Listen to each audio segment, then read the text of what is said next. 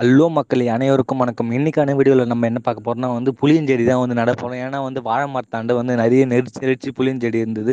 அதை தனியாக எடுத்துன்னு நடணும். ஏன்னா இப்போ இருக்கிற காலகட்டத்தில் இயற்கையை பாதுகாக்கணும். ஏன்னா எல்லாமே இயற்கை மூடி போய் கிடக்குது. எல்லாமே அழிச்சிட்டு வராங்க. வளங்கள் எல்லாமே அழிச்சிட்டு வர நேரத்தில் நம்ம ஒன்று ஒன்றா பாதுகாத்தா தான் கண்டிப்பாக காப்பாற்ற முடியும். அந்த எண்ணத்தோடு தான் அந்த செடியை தனியாக எடுத்துன்னு வந்தாச்சு. தனியாக எடுத்துன்னு அதுக்கப்புறம் தண்ணி ஊற்றி நிறைய தண்ணி ஊற்றணும். நல்லா ஆழமாக பள்ளம் தோண்டணும். முடிஞ்ச அளவு ஆழமாக பள்ளம் தோண்டணும். ஏன்னா இது ஆணி வேறு. ஆழமாக பள்ளம் தோண்டிட்டு அதை நட்டுட்டு நல்லா அழுத்தி விடணும். அழுத்தினா தான் அதனுடைய கிரிப்பு பிடிக்கும். அதுக்கப்புறம் அழுத்திட்டு தண்ணி ஊற்றிக்கணும். தண்ணி ஊற்றிட்டு நல்லா தண்ணி ஊற்றிக்கணும். நல்லா ரொம்ப அளவு.